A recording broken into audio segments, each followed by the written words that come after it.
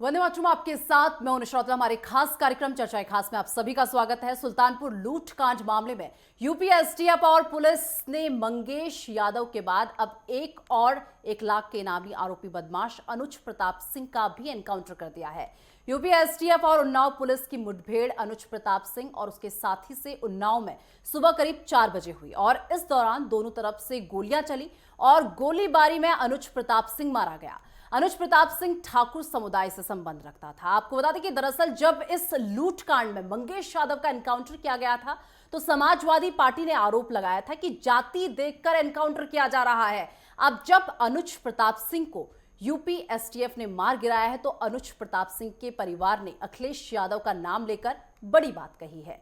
अनुज प्रताप सिंह के पिता धर्मराज सिंह ने कहा कि ठाकुरों का एनकाउंटर करवाकर अब अखिलेश को तसल्ली मिल गई होगी। तो वहीं मामले पर अब सियासत भी जारी है। सीएम योगी आदित्यनाथ ने कहा कि अपराधी की कोई जाति नहीं होती, जो भी अपराध करेगा उस पर एक्शन लिया जाएगा। तो वहीं सपा अध्यक्ष अखिलेश यादव ने कहा कि फर्जी एनकाउंटर बिल्कुल भी बर्दाश्त नहीं किया जाएगा और आज इसी विषय पर हम चर्चा करेंगे। तो देखिए, जिस तरीके से सुल्तानपुर डकैती कांड हुआ उस पर आज ये दूसरा एनकाउंटर है, जिसमें आपको बता दें कि अनुज सिंह का जो है आज एनकाउंटर किया गया है, जिस पर अनुज सिंह के पिता का भी रिएक्शन सामने आया है।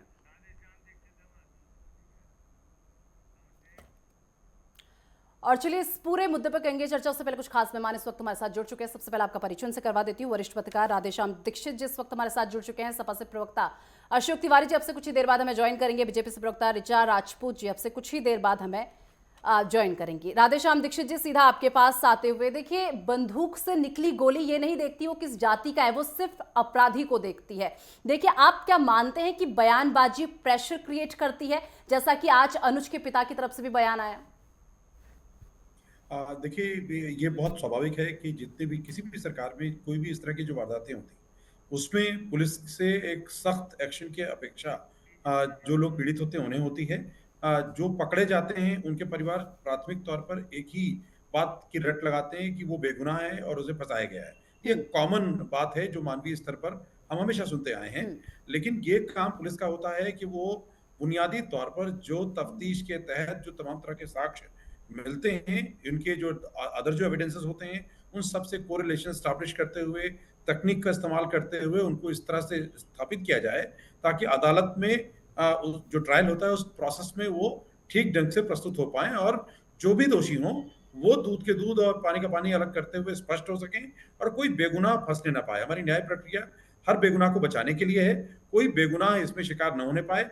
और इस तरह से अगर पुलिस काम करे तो इसमें कोई संदेह नहीं है कि इसमें त्रुटियां न्यूनतम रहेंगी, फिर भी मानवीय भूल होने की संभावना है। लेकिन दो जो बहुत महत्वपूर्ण पक्ष हैं वो ये कि ऐसे बहुत से प्रकरण आए हैं, चाहे कोई भी सरकार रही हो, ऐसा नहीं केवल योगी सरकार में, इस सरकार में कुछ ज्यादा प्रकरण हैं जो सवालों के घेरे में हैं। हाँ। उससे पहले भी जब भी एनकाउंटर होते हैं उनको लेकर के बहुत सारा सवाल हम लोग उठाते रहे हैं और वो उठाए जाने चाहिए क्योंकि वो मानवाधिकार के दायरे में भी आते हैं। बहुत से तार्किक प्रश्न आते हैं, चप्पल में पुलिस पहुंच जाती है, बिना सुरक्षा में पुलिस पहुंच जाती है, कहीं एक बाइक अचानक गिरती है, कोई और अदर एविडेंसेस मैच नहीं करते हैं या तथ्यों में तालमेल नहीं होता है, गाड़ी सड़क पर अचानक पलट जाती है। तो इस तरह के जो बहुत मामूली बातें लगती हैं, ऐसा लगता है कि असंभव नहीं बल्कि इसको जानबूझ करके किया गया है और इस तरह की घटनाओं पर संदेह आता है।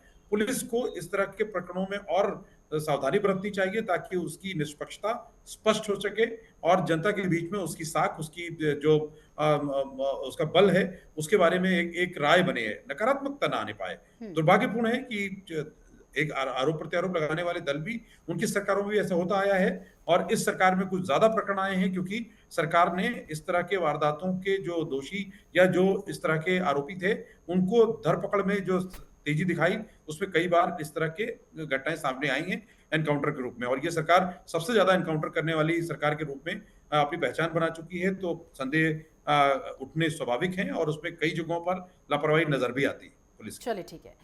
इसी बीच सपा से प्रवक्ता अशोक तिवारी जी भी हमारे साथ जुड़ चुके हैं। बीजेपी से प्रवक्ता ऋचा राजपूत जी भी इस वक्त हमारे साथ जुड़ चुके हैं। बहुत स्वागत है आप दोनों का। अशोक तिवारी जी, सीधा आपके पास आते हुए, क्यों लग रहा है समाजवादी पार्टी को कि जाति देखकर एनकाउंटर होता है और आज की घटना के बाद भी आप ये मानेंगे कि जाति देखकर एनकाउंटर हुआ है? जी, देखिए देखिए मैम, ये बिल्कुल सामान्य व्यक्ति भी, सामान्य से सामान्य व्यक्ति समझ सकता है। जो जरा जरा सी भी समझ रखता है वो समझ सकता है कि क्या चल रहा है, उत्तर प्रदेश में किस तरह का कार्य हो रहा है, ये सभी जानते हैं। मंगेश यादव का जिस तरह से एनकाउंटर हुआ, उसको उठा करके और सारा कुछ मैनेज करके और उसको जो है एक तरह से फेक एनकाउंटर कर दिया गया उसका। ये बात जब समाजवादी पार्टी के राष्ट्रीय अध्यक्ष जी ने उठाई तो जाहिर है कि जो है उसका दबाव बनेगा और जो है अपने को सही दिखाने के लिए इस तरह की कार्रवाइयां और आगे बढ़ाएंगे और उन्होंने बढ़ा दिया। जबकि जो है किसी का भी हो, हम कहते हैं किसी का भी हो, एनकाउंटर हो तो अलग बात है एनकाउंटर, लेकिन फेक एनकाउंटर होना, इस तरह जिस तरह घटनाक्रम चल रहा है आगे, ये सामान्य व्यक्ति चाहे पर आम चर्चा में है कि योगी सरकार में फेक एनकाउंटर हो रहे हैं, चाहे विकास दुबे का ही हुआ हो, कितना भी बड़ा अपराधी क्यों ना रहा हो। जिस तरह से गाड़ी पलटी थी, ऐसी गाड़ियां पलटती नहीं है। जिस तरह से गाड़ी पलटी थी, अगर वो पकड़ा जाता और पकड़ करके अच्छा, आप लोगों की प्रॉब्लम क्या है सर? एक मिनट मुझे ये बताइए, आप लोगों की प्रॉब्लम क्या है सर? अगर यादवों पर एनकाउंटर होता है तो आप लोग बोलते देखिए जाति देखकर ये लोग एनकाउंटर कर रहे हैं, अब ठाकुर का एनकाउंटर हुआ है तो आप लोग कह रहे हैं फेक एनकाउंटर है। प्रॉब्लम क्या है आप लोगों की? मरता क्या ना करता, अब अपने को सही दिखाने के लिए किसी का भी फेक एनकाउंटर हो, हम उसके खिलाफ हैं। किसी का भी फेक एनकाउंटर हो, आप दिखाने के लिए, खाली दिखाने के लिए, अपने को सही साबित करने के लिए ऐसा करोगे तो जांच में फंसोगे। जब जांच होगी, जब निष्पक्ष जांच होगी इस चीज की, किसी भी जो है न्यायिक कमेटी की तरह जांच होगी, तो आप फंसेंगे आप, क्योंकि आप कहां तक मैनेज करेंगे। झूठ कभी भी सच नहीं हो जाएगा। सच्चाई यह है कि एनकाउंटर अगर रियल में कोई मुठभेड़ होती है, आप लोग इतना उसमें कुछ होता है तो वो अलग बात होती है। ऐसी बयानबाजियां कर अभी अनुज के पिता का जो है बयान भी सामने आया था इस तरीके की, अब तो जो है अखिलेश यादव को तसल्ली मिल गई होगी, अब तो ठाकुर का एनकाउंटर हो गया है, अब तो तसल्ली मिल गई होगी। क्या करें? हाँ, तो जब इस तरह फेक एनकाउंटर होंगे, जब फेक एनकाउंटर में हर किसी को दर्द होगा। ये तो ऐसा काम कर रहे हैं कि जिससे समाज में विद्वेष फैले। योगी जी की सरकार आपको नहीं लगता हर कि वो आपकी काम कर रही है जो बयानबाजी उसे से नहीं करना प्रेशर क्रिएट होता चाहिए। है? योगी जी की सरकार में हर वो काम हो रहा है जो उसे नहीं करना चाहिए। किसी का भी फेक एनकाउंटर नहीं करना चाहिए। इस तरह से एनकाउंटरों से आप शासन चलाएंगे, आप न्याय प्रक्रिया को आप अपने हाथ में ले लेंगे पूरा। अरे आप गिरफ्तार करिए, उसको दंड दीजिए, उस पर जांच करिए, उस पर उगलवाइए, उससे रहस्य उगलवाइए कि क्यों, कहां से तार जुड़े हुए हैं। जब गिरफ्तार करोगे तब जानकारी मिलेगी। आप कहानी खत्म कर देते हो, किसी की भी कहानी खत्म कर देते हो आप। अगर विकास दुबे पकड़ा जाता, विकास दुबे तमाम रहस्य बताता, तमाम बड़े लोगों के नाम बताता, लेकिन उसकी कहानी खत्म कर दिया आपने गाड़ी पलट करके। सवाल इस बात का है, योगी शासन में तो ये एक फैशन बन गया है कि एनकाउंटर से काम नहीं चलने वाला है। आप सही मायने में जो है अपराधी पकड़िए और पकड़ करके उसको दंड दीजिए। जी ठीक है। ऋचा राजपूत जी, आपने सुन लिया होगा, वो कह रहे कि फेक एनकाउंटर कराती है योगी सरकार, और क्या समझे से एक बैलेंसिंग एक्ट समझे से कि लगातार जो है जाति पर सवाल उठ रहे थे कि बीजेपी जो है जाति देखकर एनकाउंटर करे, इसीलिए इसे मैनेज करने के लिए एक बैलेंसिंग एक्ट यहाँ पर किया गया, जिस तरीके से वो कह रहे हैं कि फेक एनकाउंटर किया गया है। जी बहुत बहुत धन्यवाद। मैंने अपने दोनों भाइयों की बात बहुत ध्यान से सुनी। शायद मुझे लगता है राजनीतिक इतिहास में पहली बार किसी अपराधियों का इस तरीके से जातिगत महिमा मंडल हो रहा है, जो बहुत ही निंदनीय और शर्मनाक है। दूसरी बात यह है कि इनको मैं याद दिलाना चाहती हूँ, सपा प्रवक्ता को, कि जब अखिलेश यादव जी मुख्यमंत्री बने थे, कई सारे उत्तर प्रदेश के थाने तो उसी दिन फूंक दिए गए थे खुशी में। अभी अखिलेश यादव जी के कार्यकर्ता बताए कि किस खुशी में सबसे पहले पुलिस वालों को डराया गया था। दूसरी बात मैं इनको बताना चाहती हूँ कि इनके कार्यकाल में एक राम वृक्ष यादव करके एक भू माफिया था, जिसने 280 एकड़ सरकारी जमीन पे कब्जा किया था, और जब पुलिस अतिक्रमण छुटाने गई तो वहां पर कौन कौन मारा गया, सुनिएगा। प्रवक्ता वृक्ष यादव के गुंडों ने, कुल मिला के सपाहियों के गुंडों ने, एसएचओ मारे गए और 23 पुलिसकर्मी अस्पताल में भर्ती हुए। आपकी सरकार में एनकाउंटर किसका होता है? एनकाउंटर तो अपराधियों का होता है ना, पुलिस वालों का एनकाउंटर थोड़ा ना होता है। लेकिन सपा सरकार में तो पुलिस वालों का एनकाउंटर होता था। आज ये जिस तरीके से विकास दुबे का पक्ष रख रहे हैं, विकास दुबे ने तो कितने पुलिस कर्मियों को मारा, किस तरीके से मिट्टी का तेल डालकर उनकी सामूहिक हत्या करने का प्लान किया था, वो विकास दुबे था। ऐसे दुर्दांत अपराधी के लिए अगर आप कह रहे हो उसका फेक इनकाउंटर हो गया, तब तो थोड़ा आपको अपने गिरेबान में झांक के देखना चाहिए। दूसरी बात यह है कि जब अखिलेश यादव जी मुख्यमंत्री की कुर्सी में आए थे, आपको याद है उसके बाद सबसे बड़ा दंगा मुजफ्फरनगर का दंगा हुआ था, कितने लोग मारे गए थे? 62 लोग मारे गए थे और अखिलेश यादव जी वहां पर सलमान खान का नाच देख रहे थे, कोई फर्क नहीं पड़ा था। आपके समय पे दंगों का इतिहास रचा गया, क्योंकि आपने जिन अपराधियों के लिए आप छाती पीट रहे हो ना, ये आपके द्वारा पाले और पोसे गए हैं। अब समस्या क्या है कि जब भी आप सत्ता में रहते हो ना, आप अपराधियों को अपने अपराधी जो होते हैं ना, वो आपके वो लाल टोपी वाले रंग में आते हैं, वो गुस्से वाले रंग में आते हैं, उनको बीच का कोई रास्ता समझ नहीं आता। थोड़ी सीटें की आ गई, आप सब अपने असली रंग में उतर आए हो। क्यों आपके यहाँ के ही विधायकों के और ये सांसदों के बेटे आरोपी निकल रहे हैं? क्या वीडियो सीसीटीवी भी गलत है? आज की तारीख में आपके अलायंस वाले मीडिया को कह देते हैं बिकी हुई है, क्योंकि मीडिया की आजादी खत्म हो चुकी है।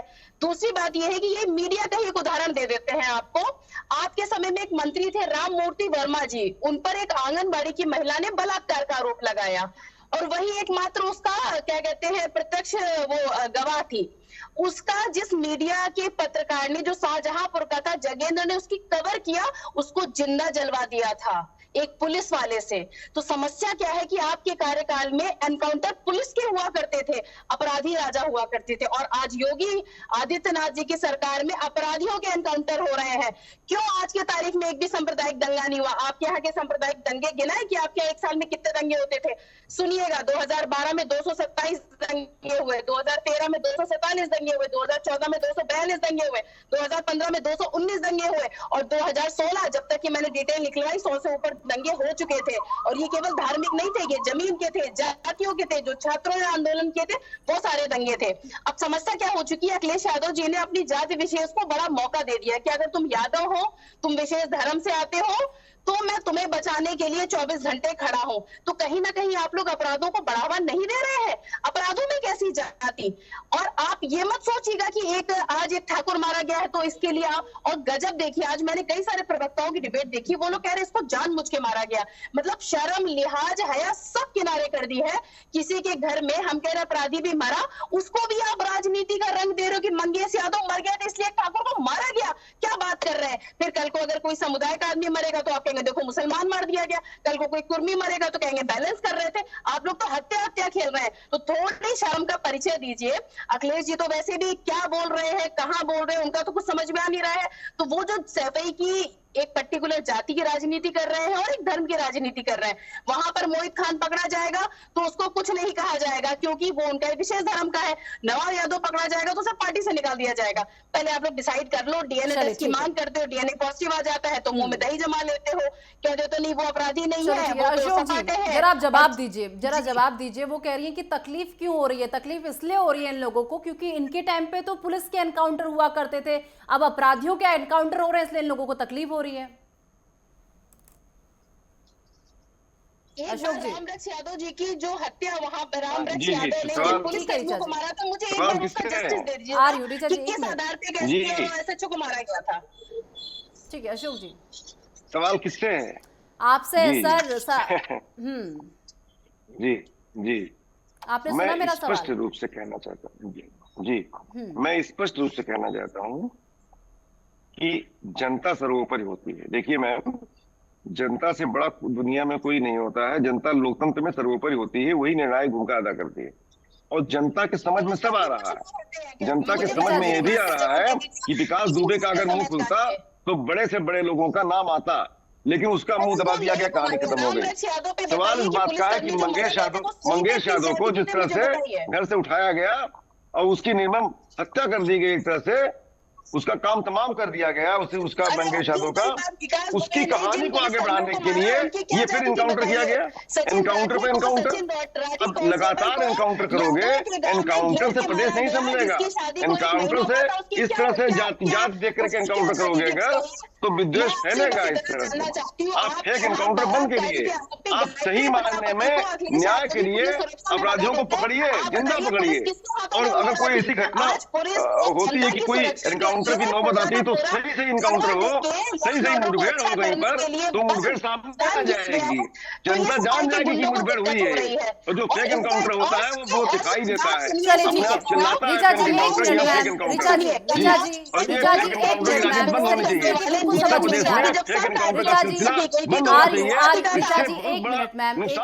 आपके पास एक सवाल पूछ रही ऋचा जी काफी देर से। अशोक जी जरा जवाब दीजिए। कह रही विकास दुबे ने जो इतने पुलिस कर्मियों को मारा है उस पर जवाब दीजिए आप।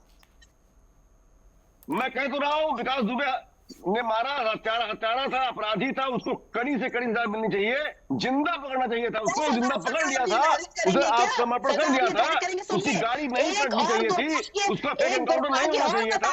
चिल्ला कह रहा है वो एनकाउंटर क्यों फेक था, तो जिंदा पकड़ाया था, तमाम राजनेता ऋचा जी एक मिनट मैम, बड़े नेताओं का नाम आता उसके साथ। ऋचा जी एक मिनट मैम, एक मिनट मैम, इस तरीके से समझ नहीं आ पा रहा प्लीज। आ रही मैम, एक मिनट। उसका मुंह बंद कर दिया गया एक तरह से।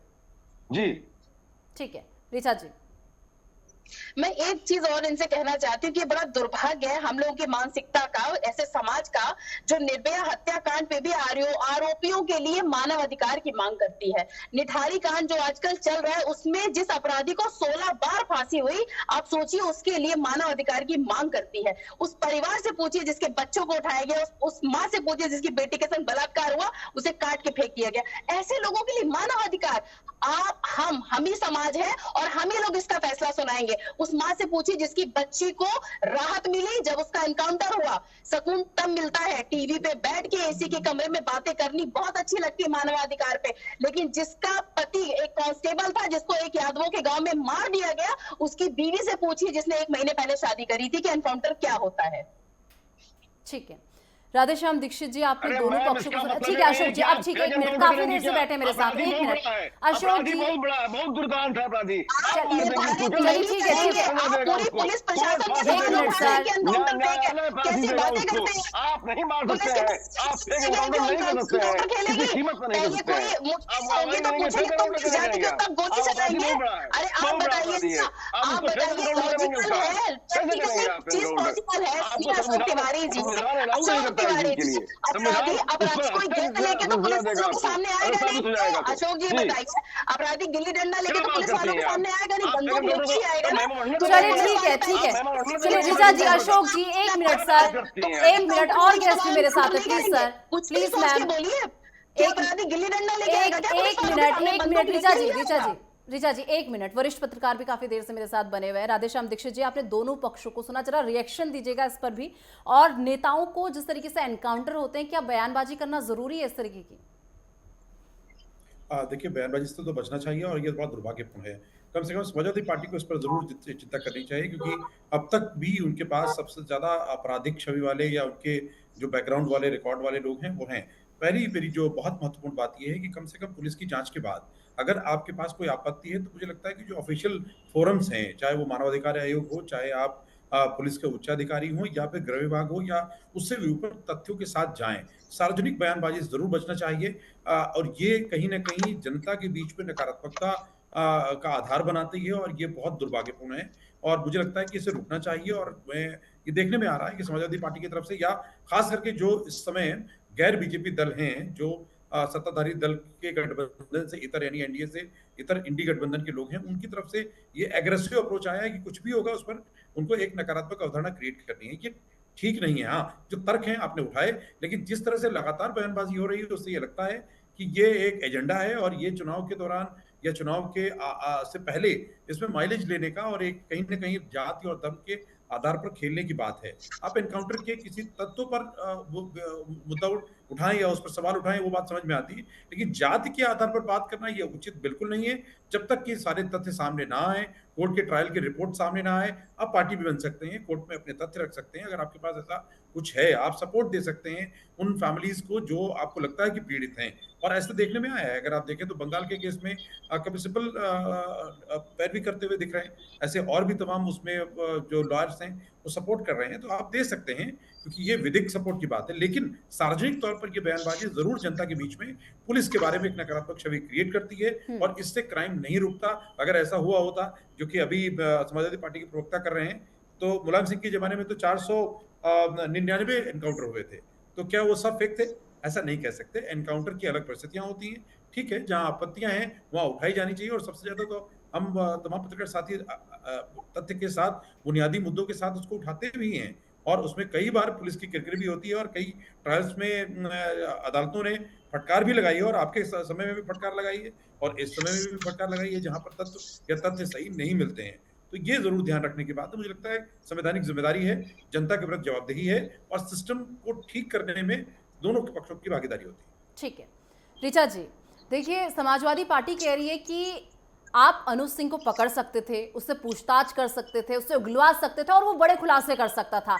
एक जो सिस्टमैटिक तरीका होता है आप इस तरीके से कर सकते थे। बीजेपी के पास कुछ बचता नहीं, वो सीधा एनकाउंटर करती है। और देखिए अखिलेश यादव ने भी एक्स पर पोस्ट किया, उन्होंने कहा कि जो सबसे कमजोर लोग होते हैं ना, वो एनकाउंटर को ही अपनी शक्ति मानते हैं। अच्छा, मैं अपने प्रवक्ता या समाजवादी पार्टी से एक चीज पूछना चाहती हूँ कि क्या केवल आज तक जितने एनकाउंटर हुए उतने ही अपराधी थे क्या?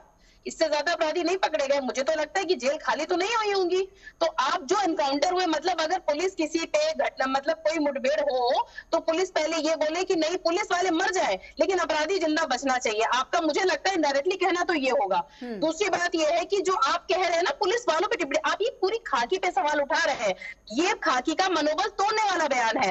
आपके समय पे जब सफाई महोत्सव हुआ था, दैनिक जागरण के फ्रंट पेज पे एक न्यूज आई थी कि सफाई में मुख्यमंत्री जी के गांव में पूरी रात पिटी पुलिस। वो पेपर की कटिंग अभी भी निकलवा लीजिएगा। आज जो जिन मैंने पत्रकार का नाम लिया, जगेंद्र जो शाहजहांपुर के थे, उनका बयान जिसने रिकॉर्ड किया था अमिताभ ठाकुर जी, उनको इन्होंने 2015 के बाद से सस्पेंड करके रखा। और मुलायम सिंह यादव ने उनसे फोन पे ये कहा पहले भी पिटे थे, बाद में भी पिटोगे।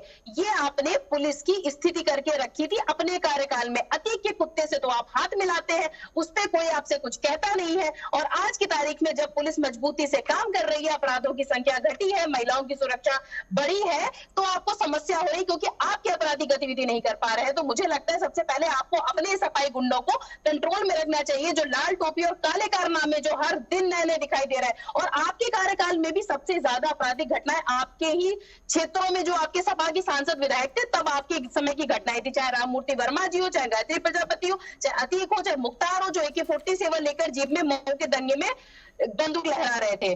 तो ये एनकाउंटर पे सवाल जवाब करना बहुत नैतिक अच्छी चीज नहीं है। अभी दुर्गा शक्ति नागपाल जी ने बताया था, जब खनन माफिया गायत्री प्रजापति की उन्होंने नकेल कसने का प्रयास किया, उनको सस्पेंड कर दिया गया। आज वो मजबूती से महिला शक्ति की तरह काम कर रही है ना, कौन रोक रहा है उनको? तो अधिकारी तब अच्छा काम करते हैं, खाकी तब अच्छा काम करती है जब वहां का प्रशासन उनसे अच्छा काम करने के लिए उन्हें मुक्त छोड़ता है, उनके ऊपर कंट्रोल नहीं करता है। ठीक है, अशोक तिवारी जी जरा जवाब दीजिए। वो कह रही हैं कि आप कह रहे हैं कि पकड़ें और उनसे पूछताछ करें, हम वेट करें कि एक आध पुलिसकर्मी जो है उसमें उनकी मौत हो जाए, इसके बाद हम वेट करें कि वो जिंदा पकड़ा जाए। देखिए, पुलिसकर्मी की ऐसे आसानी से मौत नहीं हो जाएगी। अगर कोई मुठभेड़ सही सही में होती है मैं आपको तो उदाहरण दे रही हूँ। सचिन राठी जी की हाल ही में मृत्यु हुई है और उन्हें यादवों के गांव में मारा गया है। क्या बात कर रहे हैं? आसानी से मृत्यु हुई है। जवाब दे रहे हैं। अब यही बोल रहे हैं तो हम ही बोल रहे हैं। ठीक है ठीक है, यही बोल रहे हैं। ऋचा जी को और समय दे दीजिए, थोड़ा सा और बोल रहे हैं। ऋचा जी को और समय दे दीजिए और बोल रहे तो मैं जवाब दूं। ठीक है अशोक जी, वो चुप हो गई है, प्लीज रखिए अपनी और बोलेंगे आप जी। मैं कहना चाहता हूं कि जो है ये जो सिलसिला चल रहा है, ये सिलसिला जनता की निगाह में है। हम जो बोल रहे हैं वो जनता की आवाज बन के बोल रहे हैं, कोई हम अलग से नहीं बोल रहे हैं। हम भी समाज में रहते हैं और समाजवादी पार्टी जनता की पार्टी, जन जन की पार्टी है। जनता की आवाज कब से जाति पर काम करने लग गई? जी जी, हम जनता की आवाज ही बन करके बोल रहे हैं। कोई चीज जब कोई चीज फेक होगा तो बोलेंगे। मैंने स्पष्ट रूप से कहा कि विकास दुबे को अगर रंगे हाथ पकड़ा जाता, अगर जिससे पकड़ा गया था उससे अगर उगलवाए, राज उगलवाते उससे, तो बड़े से बड़े सुराग लग जाते। वो बहुत बड़ा अपराधी था, छोटा अपराधी नहीं था वो। और उसको जेल की सलाखों पीछे भेजते, सोचता है फांसी हो जाती, उसको सोचता है न्यायालय फांसी नहीं देता उसको। फांसी देने तक रुके रहते। कम से कम उससे जानकारियां तो मिलती हमको।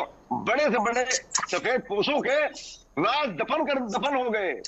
विकास दुबे को इनकाउंटर करने से बड़े से बड़े रहस्य, यहां से लेकर मध्य प्रदेश तक उत्तर प्रदेश से लेकर मध्य प्रदेश तक हाँ। बड़े से बड़े रहस्य दफन कर दिए गए, भाजपा ने दफन करा दिया उसको। सच्चाई ये है। एनकाउंटर ये करके कैसे आपने एनकाउंटर? सभी राज दफन कर दिए ऋचा जी।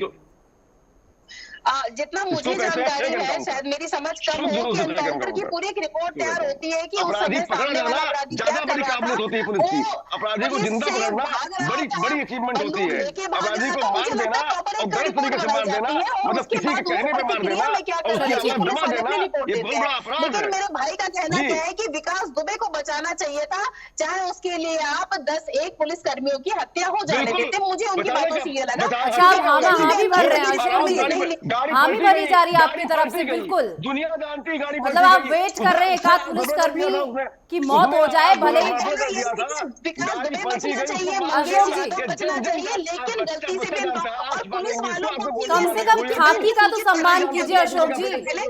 अशोक जी, कम से कम खाकी का तो सम्मान कीजिए। आप कह रहे हैं कि कोई बात नहीं, अगर हो जाए तो हो जाए, मृत्यु हो गई तो हो गई मौत। लेकिन कम से कम खाकी का तो सम्मान कीजिए सर। माफी के साथ ऋचा जी रोकना चाहूंगी, समय मुझे इतनी इजाजत देता है। बहुत शुक्रिया आप तीनों का हमारे साथ जुड़ने के लिए और इस पूरे मुद्दे पर हमारे साथ चर्चा करने के लिए।